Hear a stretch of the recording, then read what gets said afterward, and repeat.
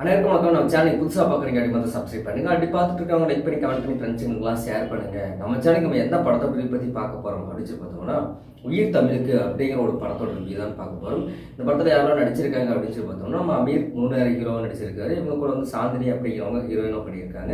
இவங்களை தாண்டி இமான் அண்ணாச்சி, சக்தி சரவணன் மற்றும் ஆனந்தராஜ் நடிச்சிருக்காரு. மற்றும் கஞ்சா கருப்பெல்லாம் கூட படத்தில் நடிச்சிருக்காரு. சரி, படத்தோட மியூசிக் டைரக்டர் யார் அப்படின்னு பார்த்தோம்னா வித்தியாசராக தான் படத்துக்கு மியூசிக் போட்டிருக்காரு. அதே மாதிரி இந்த படத்தோட டைரக்டர் யார் அப்படின்னு பார்த்தோம்னா ஆதம் பாவா தான் அந்த படத்தோட டைரக்டர். இவர் வந்து இதுக்கு முன்னாடி வந்து ப்ளூ சட்டை மாறனோட ஆன்டி இந்த படத்தை ப்ரொடியூஸ் பண்ணியிருக்காரு. இந்த படத்தை அவர் ப்ரொடியூஸ் பண்ணி டைரக்ட் பண்ணியிருக்காரு. அதே மாதிரி இந்த படத்தோட டியூரேஷன் டைம் எவ்வளோ அப்படின்னு பார்த்தீங்கன்னா 2 மணி நேரம் 10 நிமிஷம் தான். சரி, ஓகே. இந்த படத்தோட கதை என்ன இருக்கும் அப்படிங்கலாம் நமக்கு ஒரு டவுட்டாக இருக்கும். ஏன்னா உயிர் தமிழுக்குன்னு போட்டிருக்காங்க, அங்கங்கே அரசியல் போஸ்ட்லாம் பயங்கரமாக போட்டிருக்காங்க, செம்ம ப்ரமோஷனாக போயிட்டு இருக்குது. அப்படி என்னதான்ட்டு அந்த கதையாக இருக்கும் அப்படின்லாம் வந்து நம்ம சுற்றி பார்த்துட்டு இருப்போம். ஒரு அமீருக்கு முன்னேற ஹீரோ வயசு செம்ம மாஸ் பண்ணிட்டாரா அப்படின்ற மாதிரிலாம் தோணும். ஆனால் படத்தோட கதை என்ன அப்படின்ட்டு பார்த்தோம்னா படத்தில் வந்து நம்ம ஹீரோ ஒரு எம்ஜிஆர் பேண்டினா ஒரு கேபிள் வச்சு நடத்திட்டு இருக்காரு. பட் இருந்தாலும் தன்னோட மாமனான இமான் அண்ணாச்சி ஒரு எலெக்ஷனில் கவுன்சில் எலெக்ஷன் நாமினேட் பண்ண போகிறாரு. அங்கே நம்ம ஹீரோயின் பார்க்குற அமீருக்கு ஹீரோயின் மேலே காதல் வர உடனே நான் நிற்கிறேன் அப்படின்னு சொல்லிட்டு இமான் அண்ணாச்சி தள்ளி விட்டு இவர் அந்த எலெக்ஷன் நிற்கிறாரு. நின்னதுக்கப்புறம் படிப்படியாக அரசியல் மேலே வர்றவர் அந்த ஹீரோயின் ஒருத்தருக்காகவே ஒரு அரசியல் நிற்கிறதாகட்டும், அவங்களுக்காகவே ஒரு ட்ரை பண்ணுற எல்லா விஷயமே ஹீரோயினோட அப்பாவான நம்ம ஆனந்தராஜ் சார் தெரியவரை கண்டிக்கிறாரு. கண்டிக்கிற ஒரு பட்சத்தில் ஆனந்தராஜ் சார் வந்து இறந்துடுறாரு.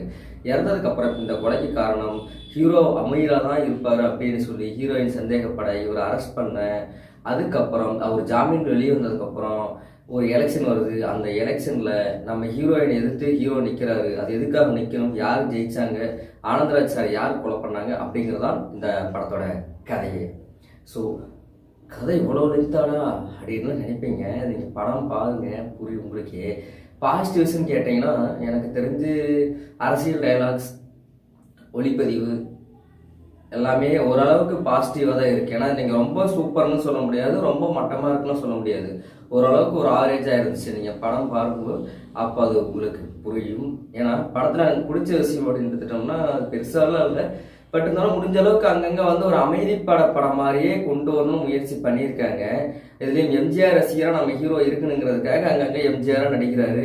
அதே மாதிரி பார்த்தோம்னா மேக்கப்லாம் கொஞ்சம் அவருக்கு ரொம்ப ஓவராக இருக்குது. அவருக்காகட்டும் ஹீரோயினுக்காகட்டும் ரொம்ப ஓவராக இருக்குது. ஆனந்தராஜ் சார்லாம் படத்தில் சரியாக பயன்படுத்தலை. கஞ்சா கிருப் சார் அவருமே சரியாக பயன்படுத்தலை.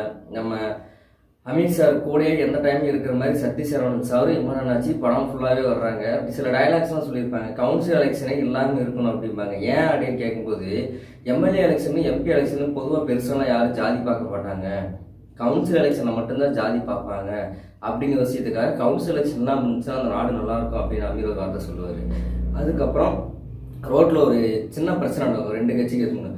இப்போ நம்ம ரோட்டை விட்டால் தான் ஓட்டை பிடிக்க முடியும் அப்படின்னு சொல்லி சில டைலாக் சொல்லுவார். அதே மாதிரி இந்த கடைசி சீன்ஸ்லாம் பார்த்தோம்னா ஹீரோயின் ஜெயிக்கிற மாதிரியே போயிட்டுருக்கோம்.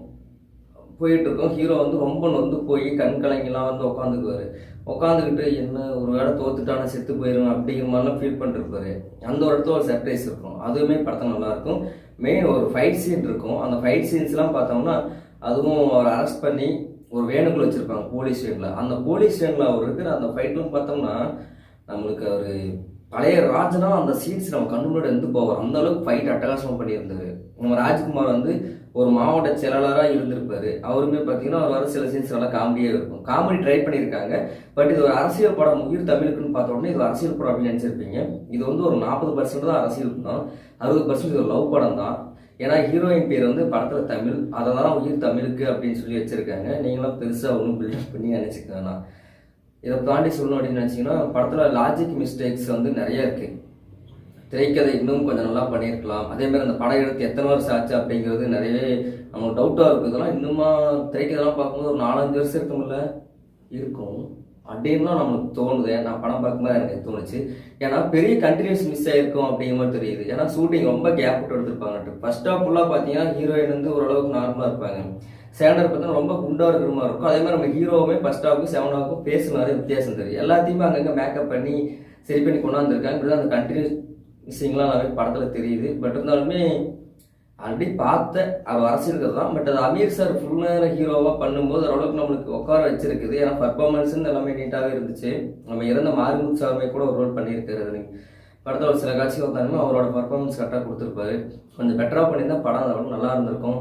ஏன்னா அமீர் சார் எந்த அளவுக்கு ஒர்க் பண்ணியிருக்காரு அப்படிங்கிறது படம் பார்த்தீங்கன்னா தெரியும். அதனால தான் ஒரு ப்ரமோஷனுக்குலாம் 3 மணி வரைக்கும் தூங்காமல் இருந்து தேட்டர்ஸ் கிடைக்காம ஏதோ ஓரளவுக்கு கிடைச்ச தேட்டர்ஸ்லாம் வச்சு போட்டு ரெடி பண்ணியிருக்காங்க. நீங்கள் டைம் இருந்துச்சுன்னா பாருங்கள். ஏன்னா அந்த படத்தில் பாசிட்டிவ்ஸ் நெகட்டிவ்ஸ் சொல்லி ரெண்டையும் கலந்து நான் நிறைய சொல்லுவேங்க.